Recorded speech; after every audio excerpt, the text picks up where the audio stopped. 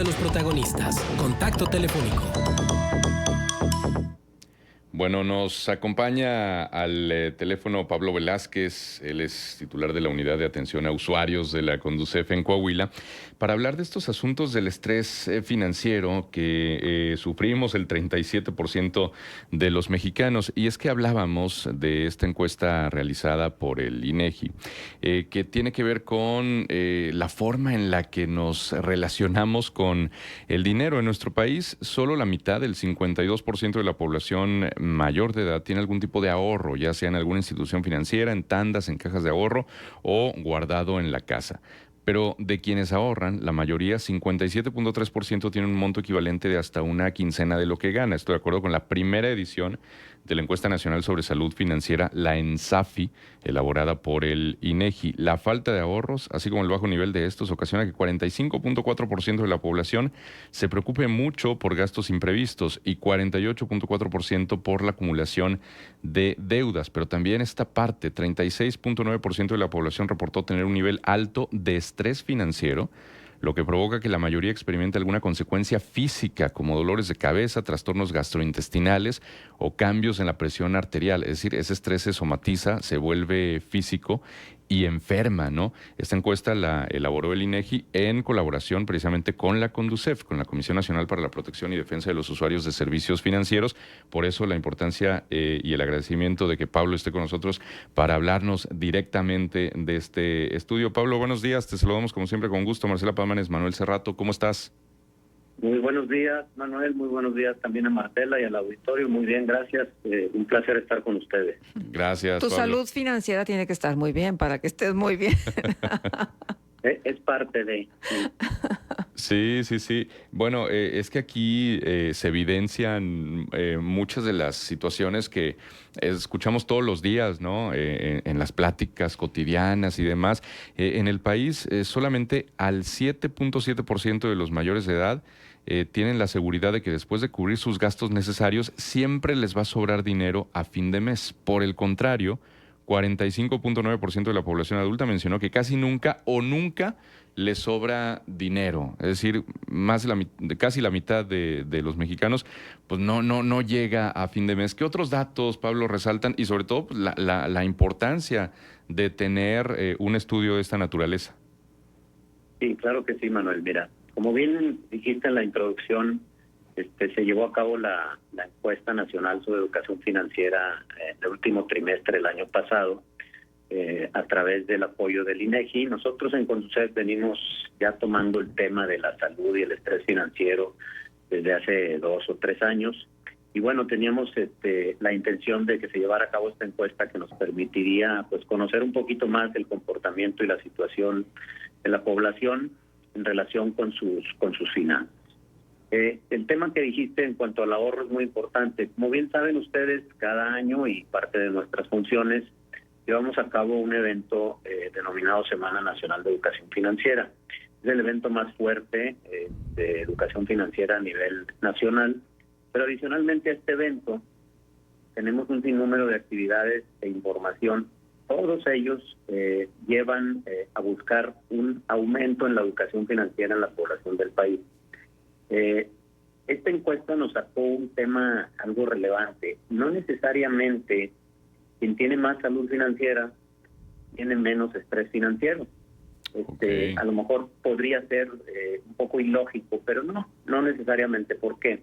Porque a lo mejor tú eres una persona que sí te preocupas, que sí tienes alguna situación de estrés al momento de realizar alguna operación o servicio financiero, pero al fin y al cabo logras el objetivo de tener pues un control de tus finanzas, de poder hacer frente a tus gastos, de afrontar alguna eventualidad, algún gasto imprevisto, o de lograr alguna meta a través de algún ahorro, de alguna inversión. Entonces, tuviste estrés, pero sin embargo lograste esa salud financiera. Es muy equiparable a la salud física, ¿verdad? A lo mejor para llegar a determinado objetivo físico tenemos que pasar por un tema de estrés, pero al fin y al cabo estamos sanos. Entonces, esto es algo muy relevante que salió de la encuesta. Ya me diste tú varios datos relacionados con estos, como el que el 52% de la población tiene un ahorro. A mí me llamó mucho la atención que casi la mitad de la población tiene una deuda moderada. Esto significa que bueno, pues que si controlan su deuda, no es tan fuerte. Sin embargo, 17% considera que su nivel de deuda es alto, ¿verdad? Entonces son algunos de los puntos que para mí resaltan y que tienen, como te dije al principio, mucho que ver con elevar la educación financiera de la población. Ujú. Sí, lo cual es muy, muy necesario, ¿no? Porque me llamaba la atención lo que declaró el director general de Conducef, Óscar Rosado, porque, a ver, incluso en la terapia psicológica, no es solamente la relación con los padres, con la pareja y demás, también se explora la relación que se tiene con el dinero, y declaraba Óscar Rosado que hay una relación tóxica, ahora que es muy usada esa palabra, una relación tóxica entre el dinero y las personas. Y por ello la educación financiera pues debe comenzar desde el hogar, ¿no? Hay este otro dato de que 3 de cada 10 personas señalan que durante el último mes no tuvo dinero suficiente para cubrir sus gastos sin endeudarse, ¿no? Y de quienes no contaron con ingresos suficientes recurrieron a diversas estrategias. 68.3% redujo sus gastos, 41.6% pidió prestado a familiares o amigos y 32% pues le rascó ahí a los ahorros. ¿Cómo mejorar precisamente esa educación financiera, Pablo? Sí, la población debe tener conciencia, y nosotros obviamente hacérselos ver, de la importancia que son las finanzas personales. Muchas veces oímos el tema finanzas, oímos el tema educación financiera y pensamos que eso solo es para expertos, para administradores de empresas o de algún negocio, y no es así. La educación financiera debe venir desde el nivel primaria. En cuanto ya sabemos sumar y restar y leer, debemos de transmitir la educación financiera a los niños, obviamente a los jóvenes y a los adultos ni se diga. Entonces, si este tema de educación financiera logra, ¿cómo te diré?, incorporarse más a la población, es decir, tener más presencia, todo este tema de que la gente no llegue al fin de mes es decir, que tenga que pedir prestado para llegar a fin de mes con sus gastos, podrá mejorar. Claro que obviamente está implícito aquí el tema del ingreso, ¿verdad? Claro. Que también por ahí la encuesta habla de que se hizo la pregunta de cuál consideran es el ingreso pues suficiente para cubrir sus gastos, y hubo un promedio ahí de 16,000 y pico de pesos a nivel nacional. Uh-huh. Sí, porque luego la gente dice, pues, ¿cuál ahorro si se vive al día, no? Y llega, si bien te va con moneditas a la otra quincena. Y con los niveles de inflación. Y con los niveles de inflación y el encarecimiento de hasta los productos básicos, porque, claro, nos dicen los especialistas en cuestiones financieras y finanzas personales, lo ideal es que tengas de 1 a 3 meses de tu sueldo reservado ahí para alguna situación imprevista y demás. Y luego decimos, pues, hazme la buena, ¿no? ¿Cómo? Y exactamente, ¿cómo? O sea, y sobre todo eso es lo que se escucha, Pablo, pues qué capacidad de ahorro voy a tener si la capacidad de ingresos está reducida, disminuida. Claro, nosotros invitamos a la gente a realmente partimos de la base de hacer un presupuesto. Y con base en ese presupuesto vamos a saber realmente dónde estamos destinando nuestros ingresos, si realmente estamos haciendo un buen uso del dinero.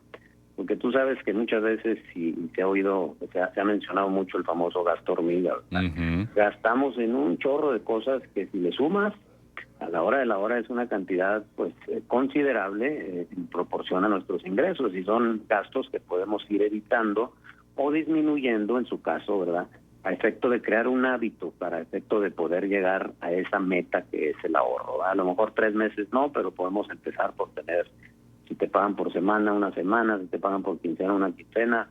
El chiste es limitar algunos gastos o suplir el gasto por alguna actividad que podamos hacer en casa. Sí, exactamente. Sí, porque luego el café de 95 pesos todos los días, pues dices, ¿para qué, no? O sea, y aparte con todo lo que contiene de azúcar, grasas, bueno, eso es otro tema. Claro. Pero sí, el gasto hormiga, ¿no? ¿Qué otro dato resalta de esta encuesta de la ENSAFI, Pablo?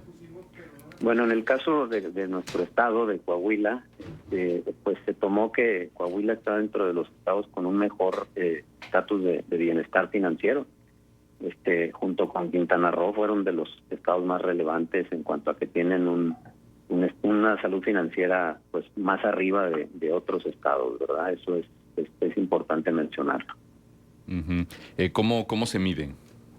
Hay una fórmula ahí que en la misma encuesta se explica, que tomaron creo que de una empresa de Estados Unidos, en donde les hacen 10 preguntas a las personas y con base en esas preguntas ya toman el estándar para conocer el bienestar de las personas.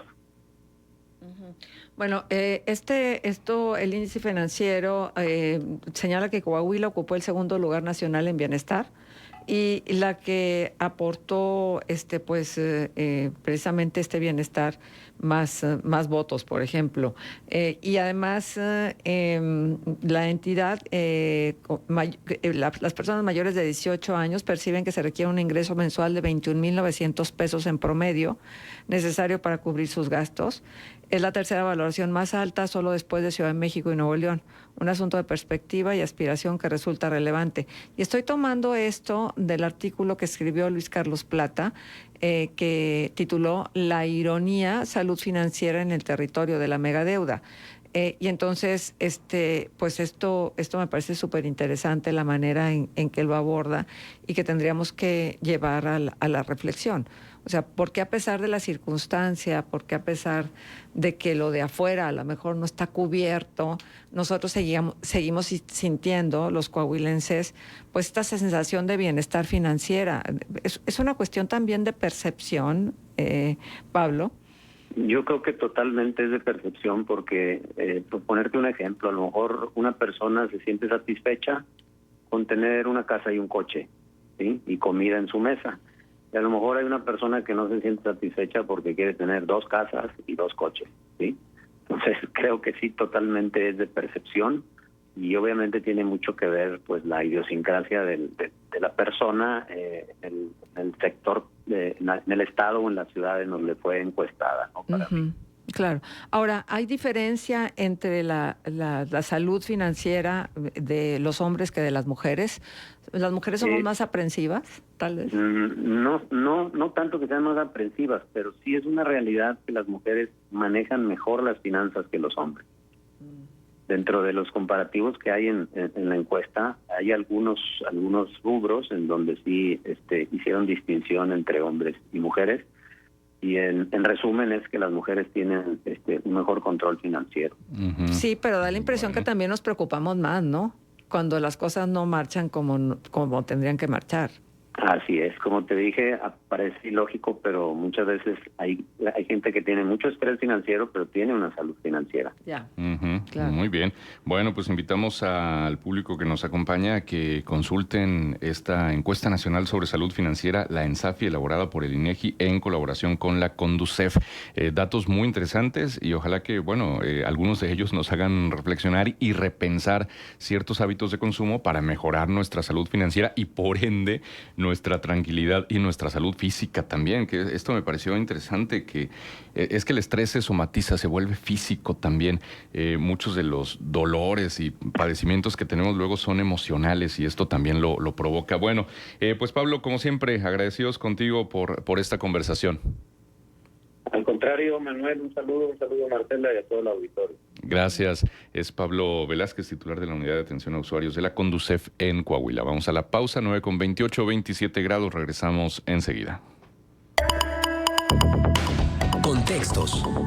El programa líder en la...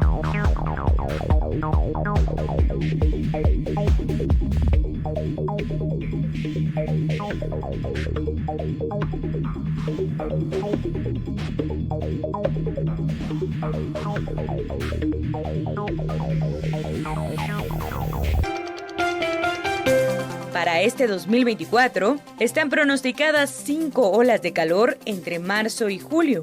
De acuerdo con el Servicio Meteorológico Nacional de la Comisión Nacional del Agua, la primera ola se registró del 3 al 21 de abril, la segunda del 3 al 13 de mayo, la tercera ola se presentó del 20 de mayo al 4 de junio y la cuarta está pronosticada para junio, pero aún no se tiene una fecha exacta del comienzo ni está definida la duración.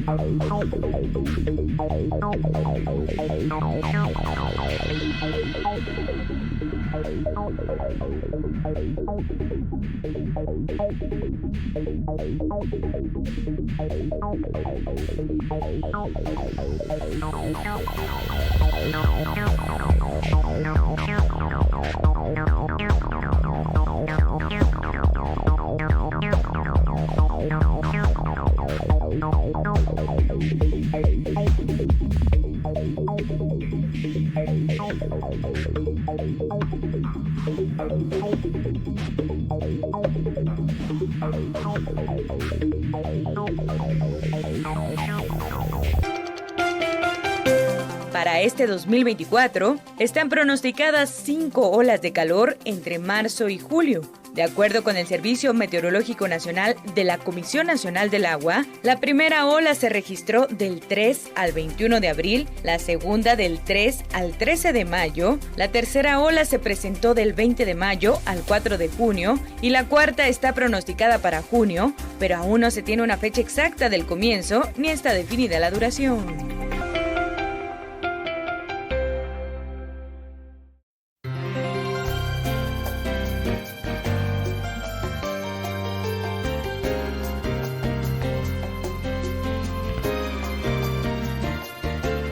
Contacto 871-711-0260, 8717-361799. Es el WhatsApp de Noticieros Grem.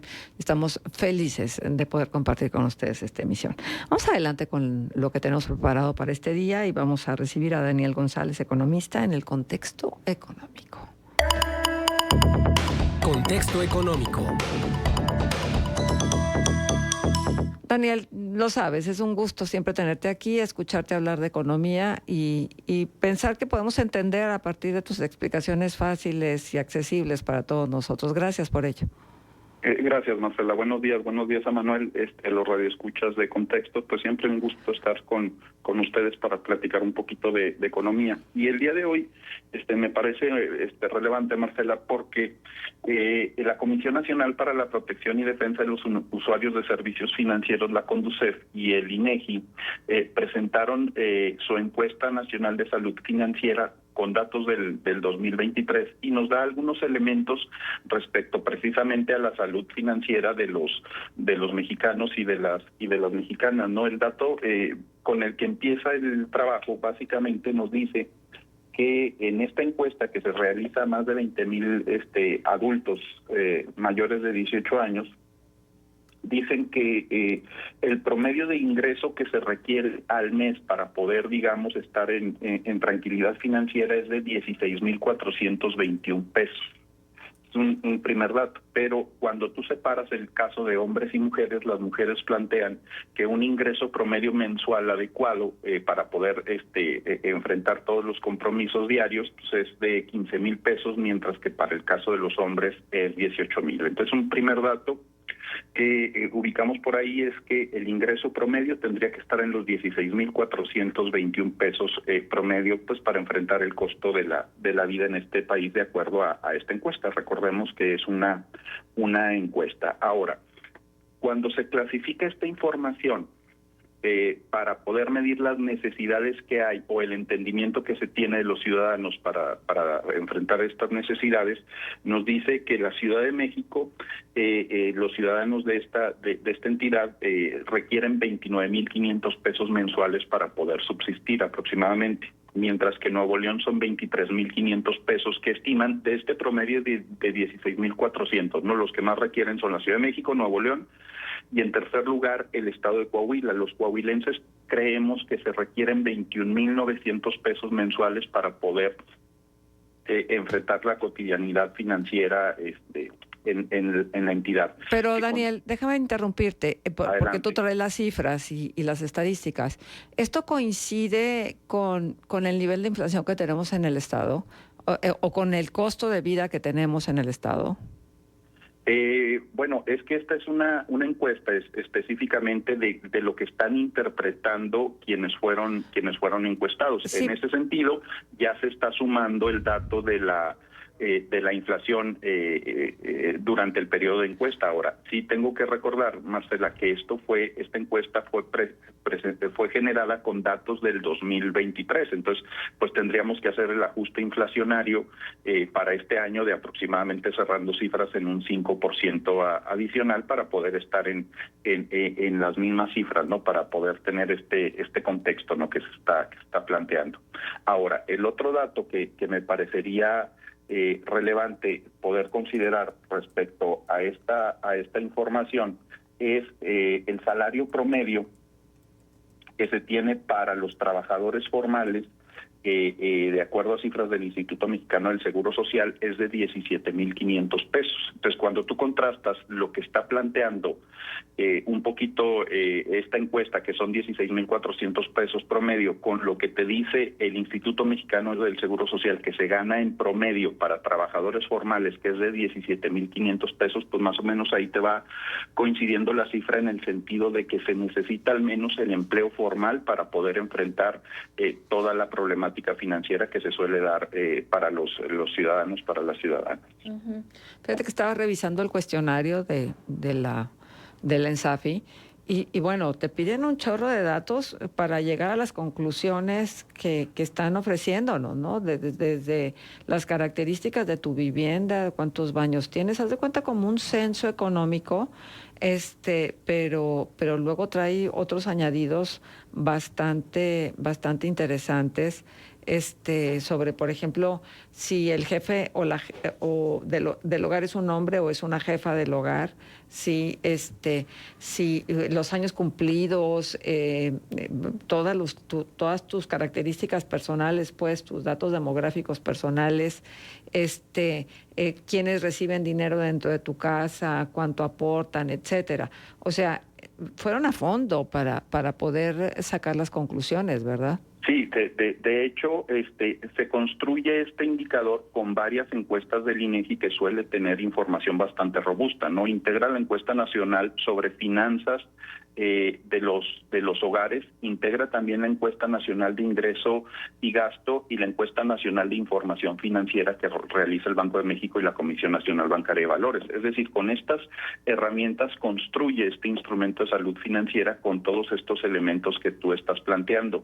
Pero hay un elemento que me parece importante en este ejercicio, un poquito más para, digamos, el uso cotidiano, y que te da una clasificación para que tú como individuo, como consumidor, como trabajador, como tú te quieras visualizar como empresario, puedas establecer tu escala de bienestar financiero y te da 4 calificaciones, Marcela. Si tú eres un resiliente financiero, si tú estás en control financiero, si tú tienes seguridad financiera o si tú tienes libertad financiera.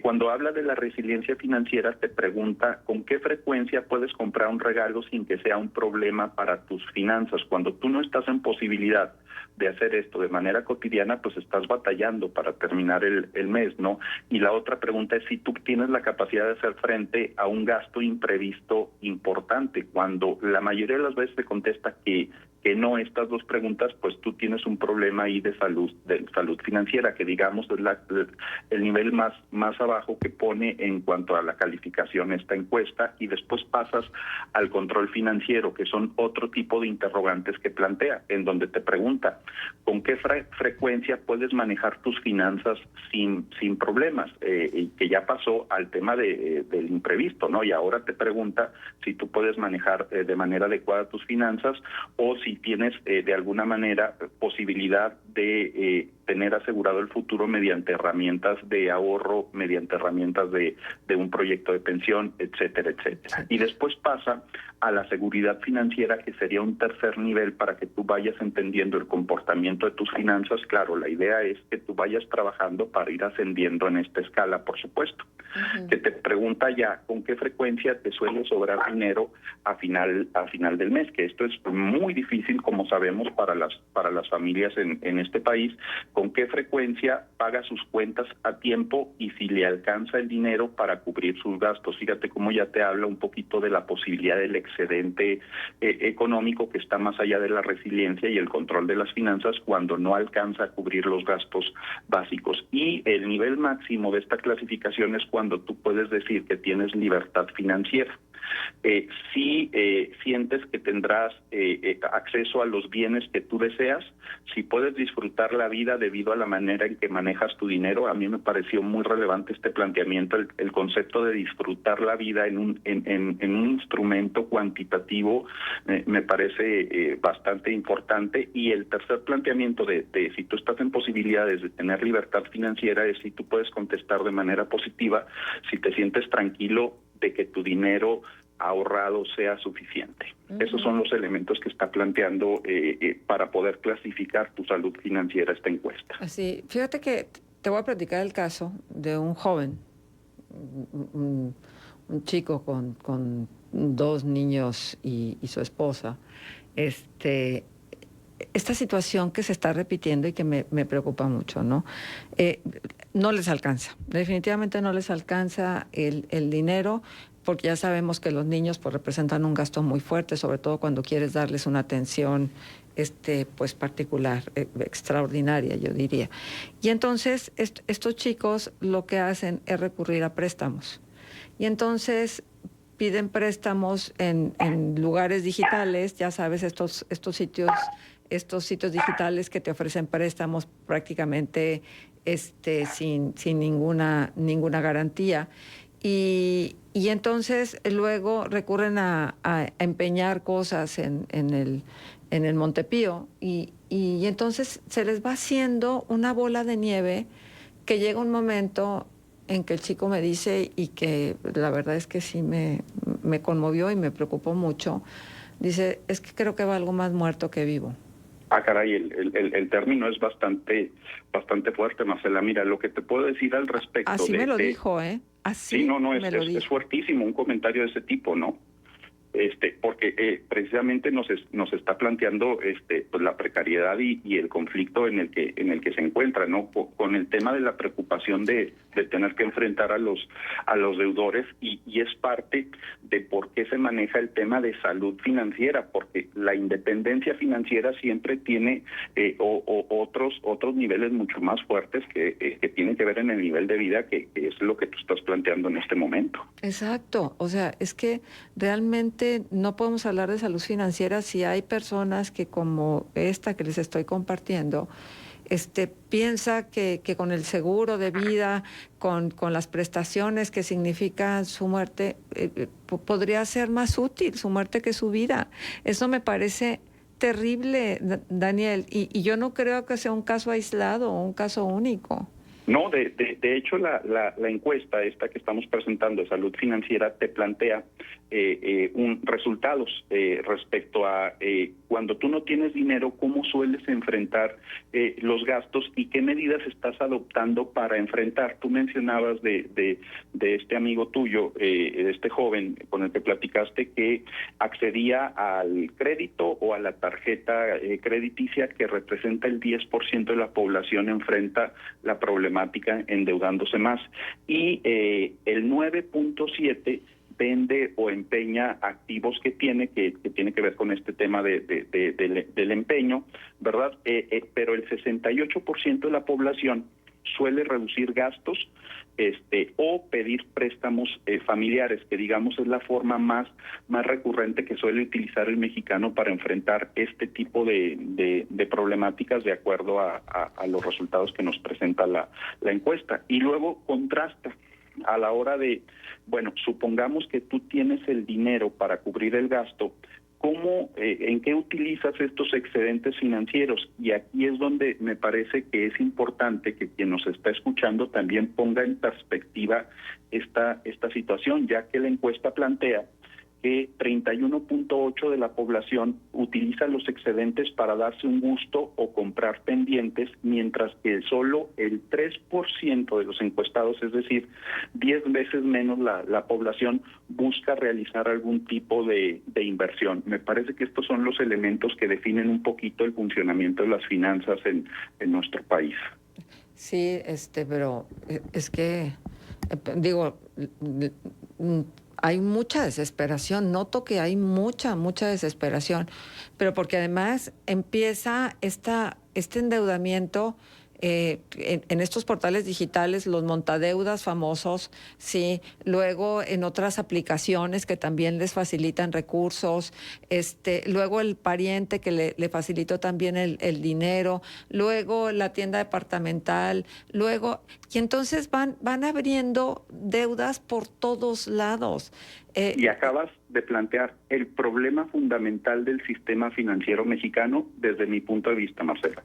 No hay un control por parte de ninguna institución financiera, llámese Comisión Nacional Bancaria de Valores, llámese Banco de México, la misma Secretaría, la Conducef, ninguna herramienta que bloquee el acceso a crédito a una persona que tiene una tarjeta de crédito, una tarjeta departamental y además tenga un producto financiero como los que tú planteas que se encuentran en redes. Por lo regular, el acceso a crédito te otorga el 30% de tu ingreso mensual. Entonces, una persona que tenga, por ejemplo, 2 tarjetas de crédito, que es muy común, la mayoría de las personas que tienen tarjetas de crédito suelen tener 2, ya alcanza el 60% de tu ingreso mensual. Pero si además tú tienes una tarjeta departamental, que por lo regular no tenemos solo una tarjeta departamental, si accedemos a una, vamos por 2 y vamos por 3, y entonces esto suele duplicar el acceso a deuda, el ingreso que tú tienes planteado para dentro de un mes. Y me parece que ahí es donde debería de concentrarse el tema de las instituciones mexicanas y restringir el acceso a crédito cuando supera tu ingreso mensual. Claro, por supuesto, y además con las tarjetas departamentales, con algunas de ellas también tienes cash. Entonces, eso es súper peligroso, porque además ni siquiera te fijas en los intereses que luego en algún momento dado pudieran derivarte en un problema mayor. Ahora, yo la verdad lo único que recomendé fue trata de concentrar tu deuda en una sola institución, para que no tengas que estar repartiendo el dinero aquí y allá y al final del mes no tengas ni con qué comer. Bueno, porque además de lo que estamos hablando, sí, una cosa es la deuda, pero tú bien planteas el otro elemento del tema de el interés, que es lo que te comienza a comer. Pero cuando tus ingresos son inferiores a tus pagos mensuales, claro, tus activos se empiezan a reducir, y aunque tú traslades o concentres tu deuda en una sola entidad, claro, es muy difícil que te puedas reponer en el corto plazo. Entonces tú tienes que definir una reestructura desde el tema del gasto y desde el tema de cambiar tu estilo de vida. Bien, Daniel, muchas gracias. Ya no me despido, no hay tiempo, nada más quédate con el agradecimiento. Un abrazo. Hasta todo un giro a tu movilidad. Estamos construyendo el